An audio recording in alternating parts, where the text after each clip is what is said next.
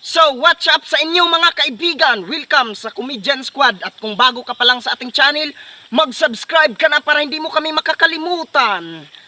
At sana magustuhan mo ang aming video. At kung hindi mo naman magustuhan, okay lang yon. Ang importante ay gustong-gusto ka namin. Gustong-gusto ka namin sampalin. Okay, ang vlogs natin ngayon ay i-share ko ang buhay namin dito sa probinsya. Hanap buhay pala sa probinsya. At ito ang tinatawag na karyador. Kapag sinabing karyador, ang kabayo ang kakargahan natin. Kapag kargador, yung tao ang magpapasan. Okay. So, karon mga kaibigan, muuban ta kapag pangaryada. Kay bao ka nga nung muuban may pagpangaryada. Kay kuan, kay pagka magkargaana, kanang tag-iya sa lukad, kupra ba, kanang mupaisnak manggid na. Ug pagkahuman og karga sa mga trabador niya, palitan gid ka nagpan og kanang kuan mga soft drinks nya kita mauban ta kay kuan na kita pa na ulit ka ita og snack, labi na nang nagkapot sa labi na nang cameraman.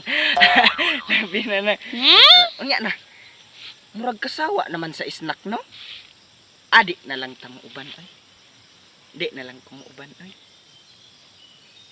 Mali mga kaibigan, bisag way snack, ayaw mong tuo sa kuha kay may pagkambugon ko sa ay, bisag way snack mo karyada gid ta kay kanang haron makatabang ta sa atong pamilya ba.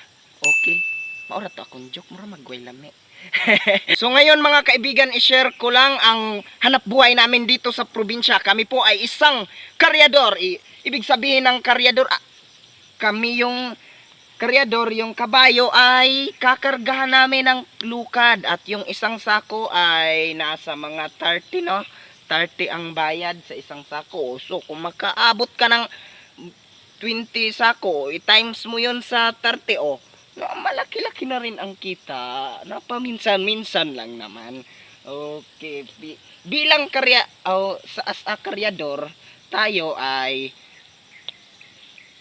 pupunta na tayo doon at mamaya ipapakita ko sa inyo kung paano magkarga ng lukad.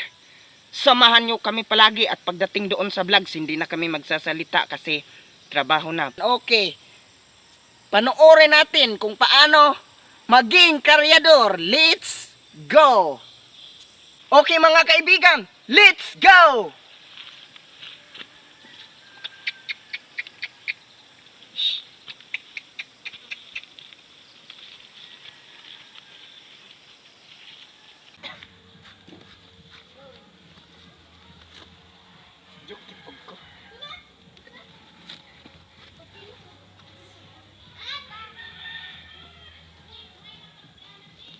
Ito ang tinatawag na pangikog kasi para siya sa pangbuntot. Kaya nga ikog kasi buntot. At dito, hindi naman sisipain pag gwapo yung maganito. Yeah, the laughable Masbate Rap Production, the hidden beauty of Masbate. Pakinggan nyo to. Let's go! Halikayo, pasyalan natin ang probinsya ng Masbate. Pag inyong napuntahan, kayo din mismo ang sasabi na kakaiba kami at meron kaming sinabi. Kaya go mga turista, travel tayo pa Masbate at silipin ang kaganda ka ng aming lugar. Dito di ka malulugi, gumastos ka man ng dollar, masusulit ang lahat. Pagod mo man at puyat, pag nakita mo ang view, ang sasabihin mo Wonax! At ito ang mga lugar na kailangan puntahan. Pwede mo rin dalhin dito pamilya o kaibigan. Pwede kang mag-outing-outing, lalo na mag-picture taking. Mahiga ka sa buhangin, ang gaan-gaan ang feeling. Punta ka ng Bitoon Beach, pati sa Nagaraw. Punta ka ng Manok-Manok at sasabihin mo Wow! super ganda talaga Masbate na walang iba. Sa sombrero ng San Pascual, aakit-akitin ka. Tinigbanbets ng Aroroy, kasabangan bits ng Corpus, lalo na sa Palane at sa beach din ng Montreal. Makaraget at Portabigas na di masalang makikita sa Masbate Beach. Nerdalisay Beach ng San Fernando, Cocac Beach ng Katayngan. Nalika na maligo tayo. Buksayon marin sanctuary, Yeah, pawa mag-group buntut sa bar. yup. Kaya dapat inyong puntahan at silipin ang kagandahan. Probinsya ng Masbate, probinsya. Ito'y aming pinagmamalaki, Yes! kaya dapat inyong puntahan at silipin ang kagandahan.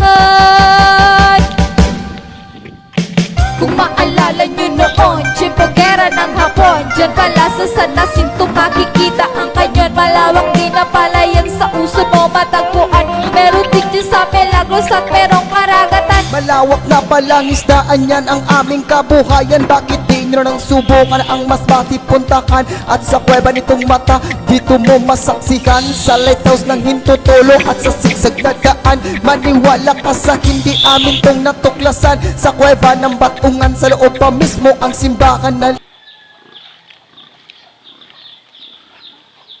Hello, what's up mga kaibigan?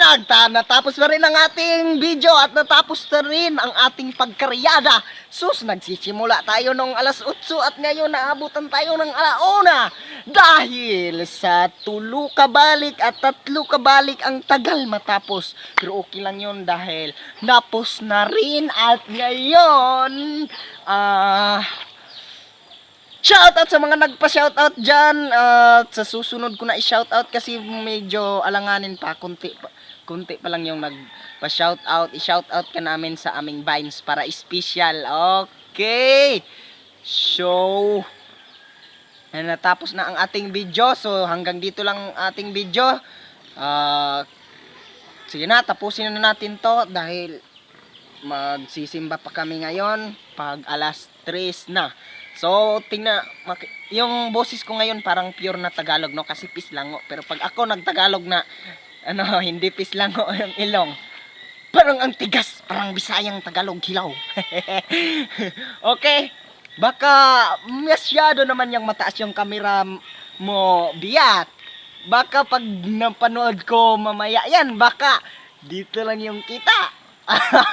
Baka hinangad mo naman yung camera. Kasi pag cameraman ka, yung ipapakita mo dito at dito, yan ang tama. Yung pag cameraman ka, marunong ka talaga maghawak ng camera. Kung sa Bisaya pa, mukapot og camera unsa. Okay? Hanggang dito lang ating video mga kaibigan. Kung hindi ka man na-enjoy sa aming video ngayon, okay lang yon. Basta ang importante ay nalingaw ka. Katawa po na. Okay, parang hindi ko na alam ang aking sasabihin dahil wala akong script kung ano-ano na Dahil pinagsasabi iigit ko. na ako. Okay, kalibangon ako. Sige. Abangan ninyo sa sunod ang among video. Mag-subscribe na at mag-follow sa aming Facebook page, Comedian Squad. Okay, malibang na ko. Oh!